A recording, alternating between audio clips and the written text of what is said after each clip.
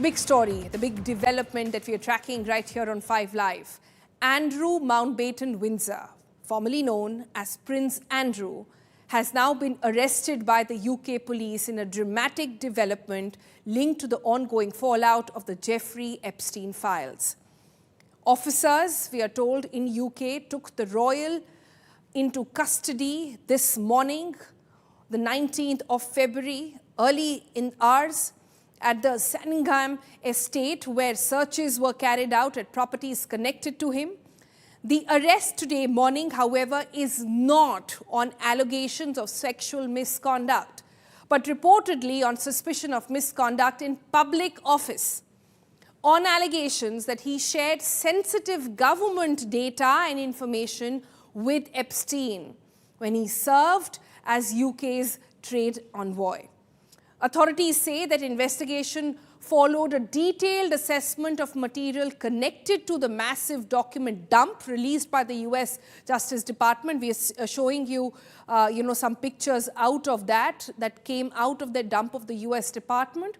The wider probe comes as multiple British police forces now review millions of pages of Epstein-related files for possible crimes or even leads, including claims of trafficking, abuse, suspicious flights linked to the financial network. All of that is now under the scanner. Andrew, remember, has long faced scrutiny over his association with Epstein. You'll see those pictures over there that appeared, the very controversial ones, where he's repeatedly seen with him. He also stepped back, or should we say, was stripped off his royal duties and lost all his official titles after the scandal, and previously also settled a civil lawsuit brought by Virginia Giuffre, the woman you see over there on your screen, in 2022 without admitting to any wrongdoing. Now, officials say that the investigation is ongoing and more details are expected as authorities continue examining evidence and also witness information. Before his arrest, the UK Prime Minister, Keir Starmer, also maintained that no one is above law and the law will apply the same way in the case it does in any other. All right, all that is the information we have at the moment coming to us from London, from the authorities over there. But what more do we know? Now, the UK police have issued a statement but have not named the person arrested. In a statement, the Thames Police actually says, Thames Valley Police has gone ahead to say that as part of the investigation, we have today arrested a man in his 60s from, they mentioned the place as well, from the Norfolks on suspicion of misconduct in public office and are carrying out searches at addresses in Berkshire and also Norfolk. The man remained in police custody at this time. We will not be naming the arrested man. They're not naming. The former prince, as per national guidance, also says that nobody else should be naming them as well. Those in UK at least, also going ahead to say that police have confirmed that the investigation relates to allegations of misconduct in public office. But before Prince Andrew's arrest over there, UK Prime Minister, like we said, had also reacted to this investigation. He had said that nobody is above the law and that law will apply in the same way as it does in any other. He emphasized that due process must be followed and that investigation should proceed independently. All right, let's get a perspective on this story now. Joining me next is the former BBC editor Naresh Kaushik. Naresh is currently visiting in India but has a lot of perspective on everything that's been going on in UK. Naresh, help me understand this. We've made it clear now to our audience that unlike what was thought of earlier, this is not for any sexual misconduct. This is for sharing information that was private and also privy only in the capacity of then Prince Andrew, of being a trade envoy that he did with Epstein. All of this a fallout of the dump that has been issued by the US State Department. At the moment, do we have any reaction that has come in from the royal family? No, the royal family hasn't yet reacted, but the royal family has been under a lot of pressure. This is quite an unprecedented thing in the royal family of Britain that a senior member, one of its senior members, has been arrested.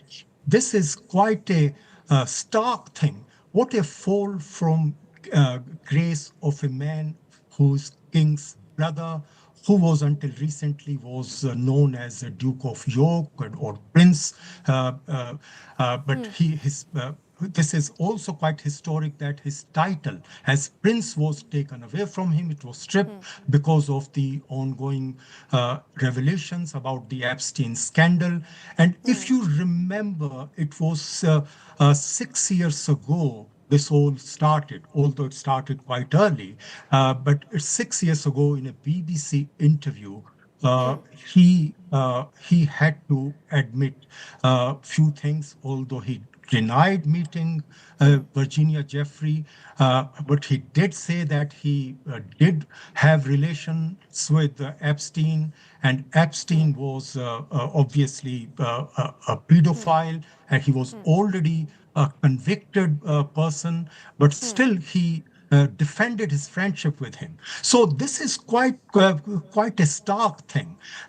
Royal family in Britain is still very popular, although it's not as popular as under Queen Elizabeth was, but still under uh, has been quite popular. But this man has really created such a problem for the royal family that King Charles, whose brother Andrew doesn't know how to react. Basically, he was heckled recently by public about Andrew, and he didn't know what to say. And not the first time, Naresh, is it? I would request my producers to also bring out the family tree of the royal family that we've got. We've got that made up as well. But correct me if I'm wrong. Former Prince Andrew is the second born son to Queen Elizabeth, to the late Queen Elizabeth, and is the brother to King Charles at the moment. You have that family tree on air for our viewers to see as well. He's a third born child and the second born son to Queen Elizabeth. He has often, even in the UK press, which we all know by now, does not spare anyone, has been called the problematic prince. He has had strange relationship with his own siblings to the degree that after the death of his mother, when Prince Charles became King Charles, he stripped Andrew of all royal, any kind of royal coverage as well. He was stripped of all his titles, any kind of funds that would go in as well. This is a strange relationship that has happened, which means that today when he's arrested as a regular civilian. Just happens to Yes, be of royal blood. yes, he's now simply known as Andrew Mountbatten-Windsor. He's no longer a prince, and you're talking about the stripping of his royal titles. That happened after that infamous interview, which actually, interestingly, he himself wanted to give to BBC. He wanted to clear his name because if you remember, in 2011, there was a picture of Virginia Jeffrey, with Andrew, and Andrew's hand around his around her back, and that picture became quite famous. And after that, people started talking about it, and eventually he has to give this interview. He thought he would clear his name, but that actually started, all his downfall started after Yeah, that. He yeah. was stripped of his title, and after that, what has happened in the recent months, when you have more revelations and more of his emails exchanges and more Yes. of his pictures with Epstein and some other girls emerged. He had to be, first he had to leave the royal palace, then he had to leave another house which he was entitled to, which he said he bought, but how he bought it still remains to be seen. It's still not clear where he got the money from. And then he had to leave that place, and now he's living in Sandringham Palace, which is basically King's estate. Sandringham estate. It's not really a palace, but it's a property of the king. And he has been living as a commoner. So that itself is quite a downfall for him, who was once a prince. For him, Jeffrey Epstein could send someone and he could show around that person Buckingham Palace, and all that has gone. And that has actually, Jeffrey Epstein's relationship with him has been really a reason of. But Naresh, help me understand this. The significance of this arrest is multifold. One, apart from the big headline here, which obviously means that this is the first time ever somebody of royal blood has been arrested. This is also the first big arrest we've seen world over in the Epstein files case. Anybody featured in the files, for the first time we've seen an arrest like this happen. And when it starts with the former prince, it gives you an idea of where the investigation is headed. In your understanding, is this just the tip of the iceberg?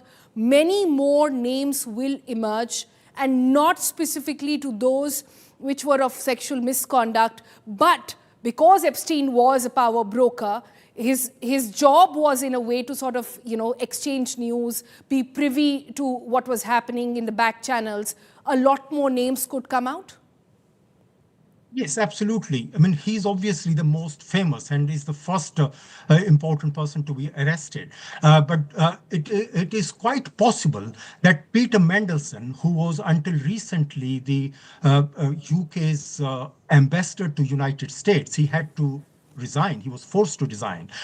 He also lost his knighthood and created a lot of political problems for Prime Minister Keir Starmer. He's another person who could be arrested because he's also facing similar questions of sharing confidential public details with Epstein, which Epstein's misused for his financial gains. So that is quite significant. And other names are also there. But many people have resigned, but no one has been arrested. You are right. But this has started with a former prince. This is quite significant. But having said that, we must also make clear that at the moment, no charges have been framed against him. He has been arrested on suspicion of misusing his office, and he's divulging secrets with Epstein. But he hasn't been, that doesn't mean that he has been proven guilty. And the same is true with other people, including Mandelson. So that we must make clear. But having said that, there may be other allegations which police in Britain would be investigating against Prince Andrew, and there will be investigations, I'm sure, about his sexual misconduct, because not just Virginia Jeffrey, there have been other girls who allegedly being sent to him. So that is because the case against Virginia, he settled. There was a settlement that happened in that case, so that's been taken care of. But what's interesting is, Naresh, that you're saying this could just be the beginning. There are so many other names that are coming out in UK, and if that's the case, then what's happening in India? Let me give you a perspective there, Naresh. Stay on with us, because what happened in India today was, we don't know if it's a ripple effect of the Epstein files, but one has to connect the dots somewhere to understand this. That the Microsoft founder, Bill Gates, who was also due to address in India today at the India AI Impact Summit, chose to opt out last minute amid his name featuring prominently in the Epstein files. Now, Gates Foundation on that did issue a statement. Their statement was very clear. They said that after careful consideration and to ensure the focus remains on the AI Summit's key priorities, Mr. Bill Gates will not be delivering his keynote address. The Gates Foundation will be represented by Ankur Vora, the President of Africa and India offices, who will speak later today at the summit. Remember, that summit is still ongoing. Around 5:30 is when the roundtable will happen of the big tech CEOs with Prime Minister Modi. We'll of course get you all the details of that, but this is just a bit of a impact there that we are seeing and connecting the dots into how the entire Epstein files phenomena is unfolding in UK differently, in India and US differently as well.